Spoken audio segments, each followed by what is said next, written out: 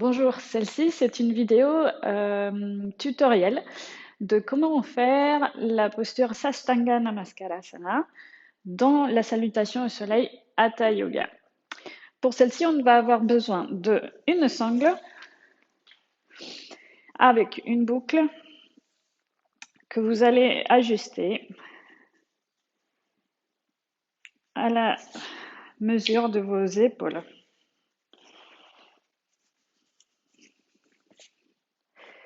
D'accord? Et une brique.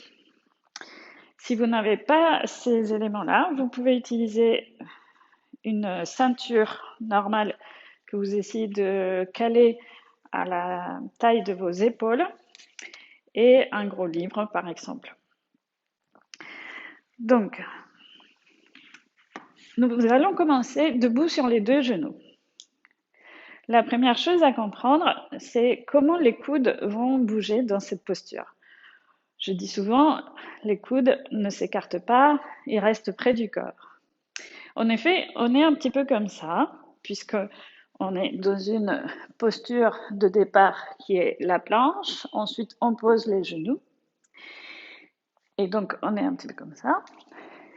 Donc, on va le faire d'abord en l'air pour ressentir comment ça se passe. On va donc plier les coudes vers nous. Donc, à la fin, les mains sont de chaque côté de la poitrine. Vue de profil, on est ici. On tire les coudes vers nous. Les coudes dépassent le dos à l'arrière et les mains sont de chaque côté de la poitrine. D'accord? On réessaye encore une fois ça. Vous avez les mains devant, on plie les coudes et les mains arrivent de chaque côté de la poitrine. Donc il y a une action de tirer les coudes en arrière. Quand on va la faire au sol, en plus de tirer les coudes en arrière, on va devoir contrôler le poids du corps sur les mains. Donc c'est très important ici, le placement de main au sol. On va avoir une main naturellement ouverte, donc pas trop écartée, mais pas les doigts serrés non plus. Et on va insister sur ce cercle-là. La base de chaque doigt, le contour de la main, la base du pouce et la base de l'index vont être en contact avec le sol. Le centre de la main, il est naturellement un petit peu concave et on va faire presque une action de succion en ce point-là. Et puis l'autre point de contact, c'est les bouts de chaque doigt. Ceci permet d'avoir plus de poids à l'intérieur du poignet plutôt qu'à l'extérieur et ne pas se faire mal au poignet. Donc, vous allez venir pour un premier essai. À l'arrière du tapis, vous vous placez en planche. Donc la planche, on repousse le sol avec les mains que vous placez comme je viens de vous montrer, avec la base de chaque orteil, de chaque doigt, pardon, et le bout de chaque doigt bien en contact avec le sol. On rentre un petit peu le nombril et on a la tête alignée avec le reste de la colonne. Ensuite, on pose les genoux au sol et on va regarder devant. Ceci permet de ne pas avoir l'impression qu'on doit descendre comme ceci, ce qui fait que les coudes s'écartent.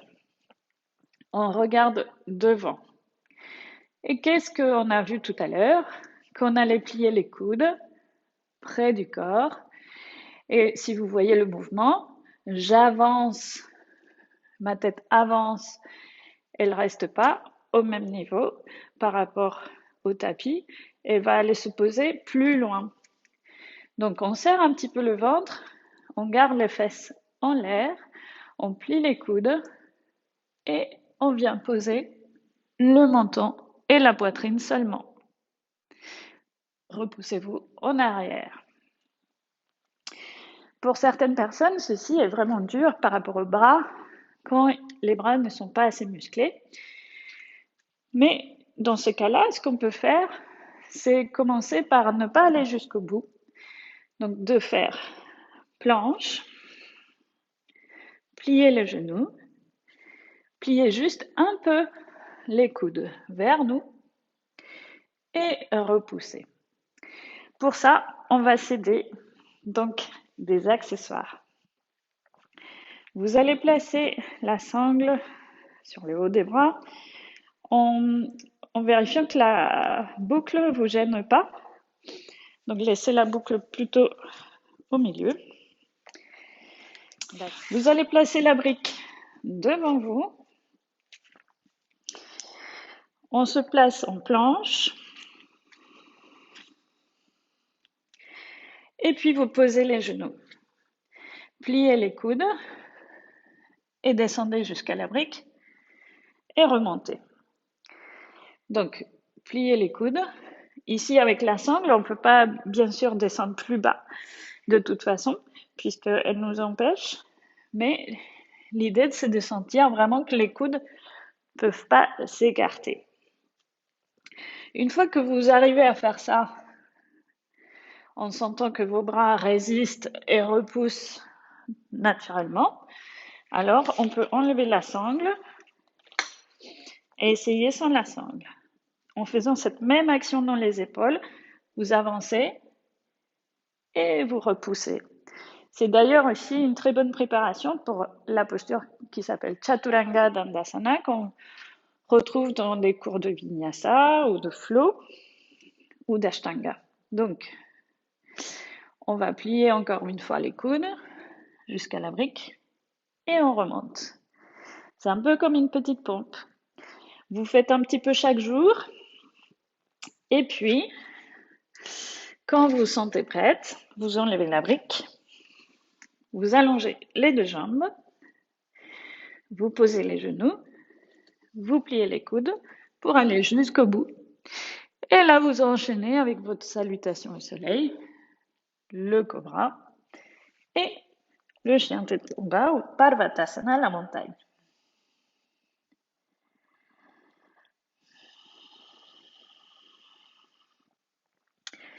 Très bien. J'espère que cette petite vidéo est utile pour vous préparer à faire cette posture-là spécifiquement dans la salutation au soleil et ailleurs si besoin. Merci beaucoup. Namasté.